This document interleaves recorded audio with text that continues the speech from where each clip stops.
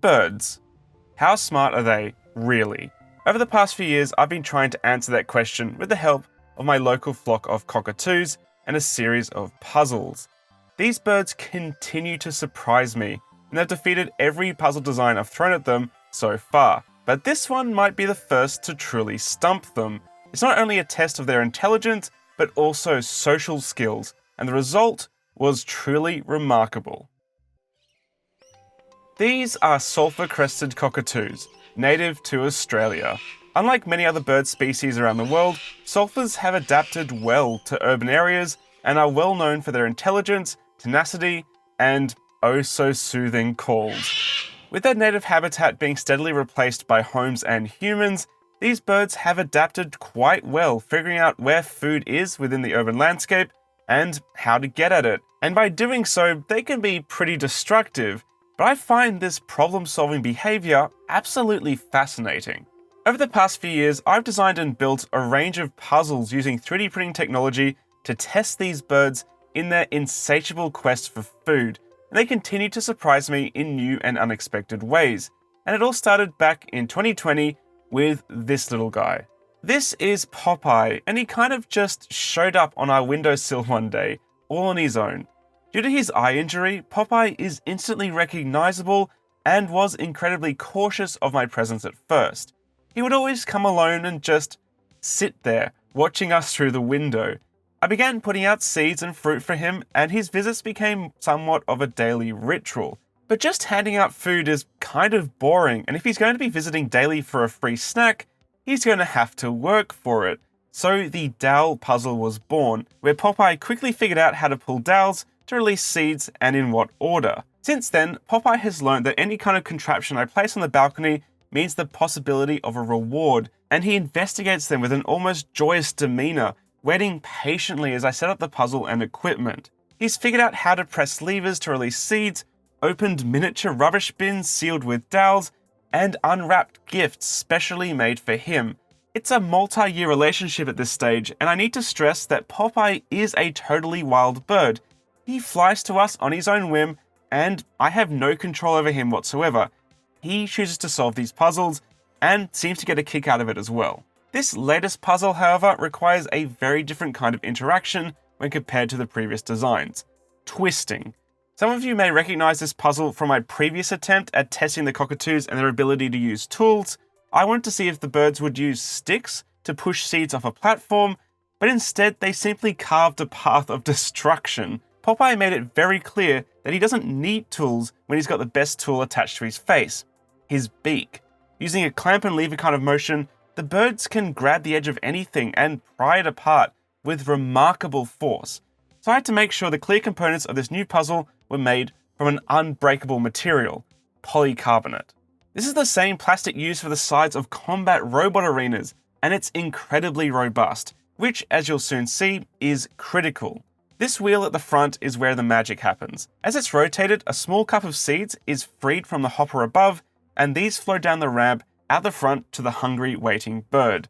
The really cool thing about this design is that the action can be repeated again and again until the hopper is empty, which in theory should reinforce the behaviors quicker, so long as the birds are able to figure it out in the first place. In order to assist them, I designed this handle which slips over the knob, but my human bias is showing here. We associate handles with turning, but who's to say a bird will do the same? With the new puzzle complete and securely screwed down, it's time to introduce the stars of the show. We all know Popeye, the OG cockatoo, but he wasn't the first to come and investigate this brand new design. Oh no, this is Edwina, the prettiest, most sassy lady you'll ever meet. And she knows it. She is the literal opposite to Popeye, bold and confident, so it's no surprise that she knows instantly that this new strange-looking device possibly means tasty snacks.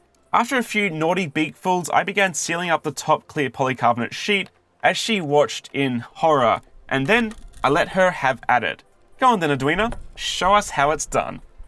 She starts by trying to remove the obstacle I just installed, that clear panel on the top, which honestly is a perfectly logical and reasonable approach, but it doesn't give way easily. It is screwed down securely in place, and no amount of force will break it. You can see how she's testing every possible angle, circling around the puzzle and using her beak to probe and pry the plastic out of the way. It's why I had to use polycarbonate. The forces these birds are able to exert on such a small area are incredible, and any other plastic would quickly crack apart. She does this circling for a few more minutes before deciding she's had enough of my silly flag and moves her attention to the front of the puzzle. From here, her troubleshooting becomes more investigative than forceful as she begins sussing out every feature in front of the puzzle, from the bolts to the plastic cover to then the handle, which she deals with in true cockatoo fashion. With the handle gone, however, the knob becomes an interesting object to investigate, and at only 4 minutes into the experiment, she moves it just enough to free some seeds. And just like that, almost all of her attention is now shifted to that knob. Well done, Edwina. Yes, have a little preen. You've earned it. If we make a flowchart of this behavior, it looks a bit like this, with each experimental action being attempted and then abandoned or given lower priority until the desired result is achieved. You can see she's gradually refining the approach each time, trying different methods of manipulating the wheel and focusing her attention on the methods that are most successful. What a little show off. Next up, we have Popeye, or at least that was the plan, because just as I was setting this puzzle up for him to solve for the first time, this guy showed up. This cockatoo is a bully. He's one of the many that fly around in big flocks and aggressively chases off other cockatoos from food sources. And Popeye knows he can't win this fight, so he steps away and lets the bully take a crack at the puzzle. Let's call him Chad. And yeah, he didn't like my flag very much either.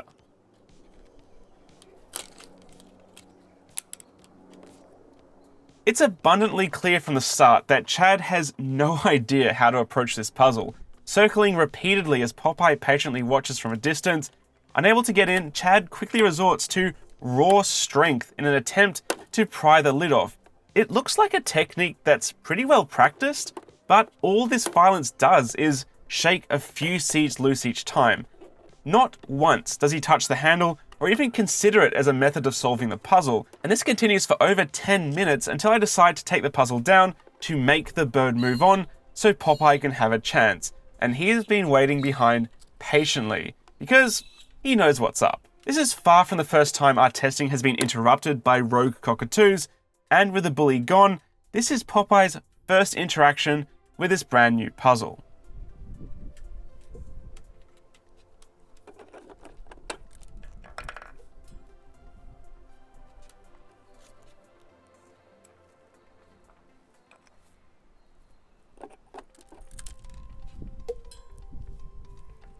I'm not kidding. This is the first time he's seen this puzzle, and he went straight for the handle. It's possible that by interacting with my previous designs, he gives it more importance, like maybe he was trying to remove it like with the Dal puzzles, or possibly he watched Edwina solve it earlier from a distance, but there's no denying, this bird is crazy smart. He also loves dried corn, and when he picks it up like this with his little feet, it's so adorable. It takes him just a little bit to figure out that pulling the handle makes little difference and that the real strat is to rotate it. But within just a few tries, he has that technique pretty much perfected. A few days later, I had the chance to test both of them again, starting with Edwina, who was so confident that she started to spin the wheel before I'd even fully set it up. So she's clearly remembered how to solve the puzzle. But then she still tries to pull the top cover off after I fill it up. My current theory is that the cockatoos have a certain amount of object permanence, that is, they remember something that exists if they can't see it, but it doesn't take up their priority. Because in this case, it's almost like she's forgotten the knob exists at all. She's trying to tackle the puzzle from the back and trying to get to the seeds by removing the top cover again to gain direct access, which, as we know, clearly does not work. But as soon as she goes back to the front of the puzzle, she sees that knob and is like, oh right, I need to turn this. And she does it and gets the reward. But then the seeds jam and she proceeds to throw what I can only describe as a cockatoo tantrum. She knows there are still more seeds in there. She can see them in the hopper, but they're not budging no matter how hard she turns the wheel, and she gets more and more desperate each time. Eventually, I had to step in and lend a helping hand.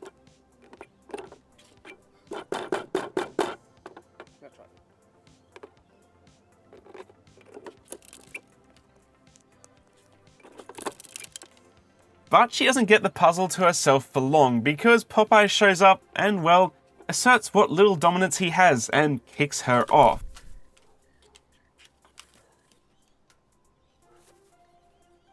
With the puzzle all to himself for a second time, Popeye takes just a few seconds surveying it before going straight in and dispensing some seeds like a master.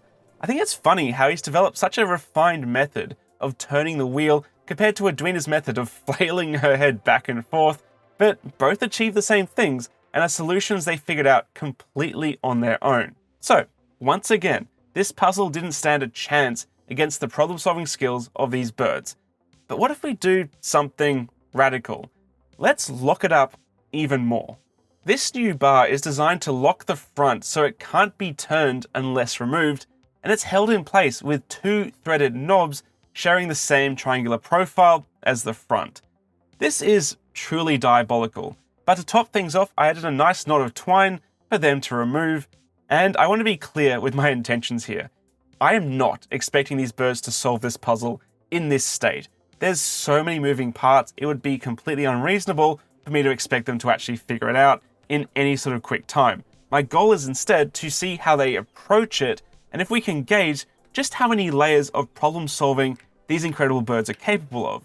And first up, we have Edwina, who is so keen to get started, she's literally in my way. Remarkably, she almost gets the bow untied within seconds by randomly pulling at it, but doesn't quite get there, and instead moves around the puzzle trying to figure out what's changed. Why can't she get into it like before?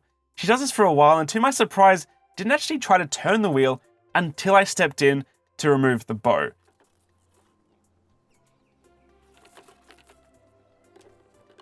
She tries and tries, but no matter how much force she uses, it doesn't budge. Her solution is no longer working, but because it worked before, she keeps trying it. And this is behavior I've documented with the cockatoos quite often.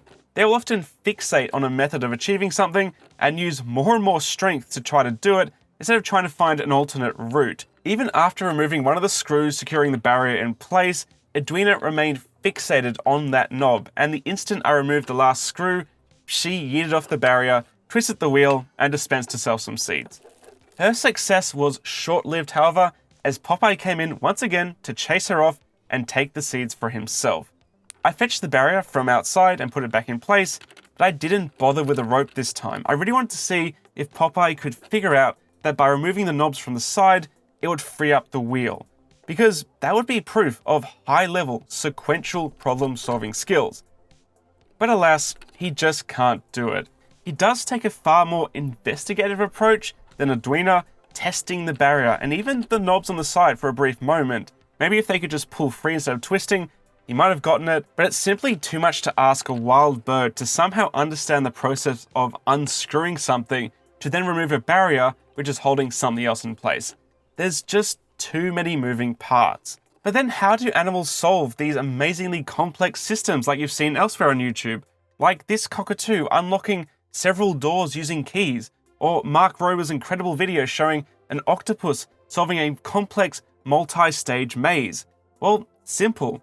It's trained behavior done sequentially. You set up a scenario where a simple single action can occur and you reward it, which reinforces the behavior. You then begin to chain these behaviors together with each new action being rewarded and reinforced until you build up a trained sequence of behaviors that the animal is able to follow in return for a reward.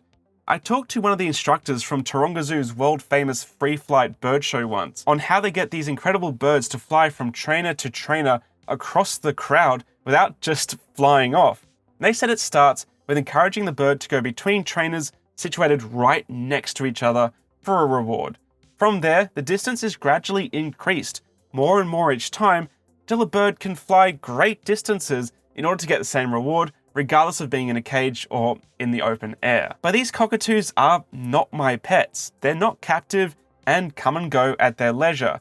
I don't lock them into a cage with nothing to do but these puzzles, and they don't have to stay and solve them for a reward, because there's plenty of people throwing out food for them to eat in the local area. They do this by choice. But why? Well, even after all these years, I don't have an answer. Maybe they enjoy the challenge and the reward, or Maybe those other spots where they get fed are too competitive for cockatoos at the bottom of the pecking order, and these birds need to be a little bit smarter with how they do things. This certainly does seem to be the case when other cockatoos descend on my puzzles only to fail miserably at them. These two birds bullied Popeye off only to once again totally fail at solving the puzzle despite using as much force as they could to try and rip it apart. It's very much a case of nerds versus bullies, and it's really interesting to observe. I do love the little noises these two make to each other though. Very cute. I'll continue to make puzzles for these amazing birds, and I would love to hear your thoughts in the comments below. Have we reached the limit of their problem-solving ability, or do you think they're capable of more? With more time, do you think they could solve the multiple layers that I put into place on this puzzle? Or do you think there's a different way we should approach it? Is there a puzzle design you'd like to see me try next time? I'd love to hear all about it. And if you're craving more bird content, I've uploaded the entirety of my testing footage to the second Makers Muse channel. Here, no tricks, you can see the birds figuring out stuff in real time, and it's well worth a look. Thanks for watching, guys. Bye.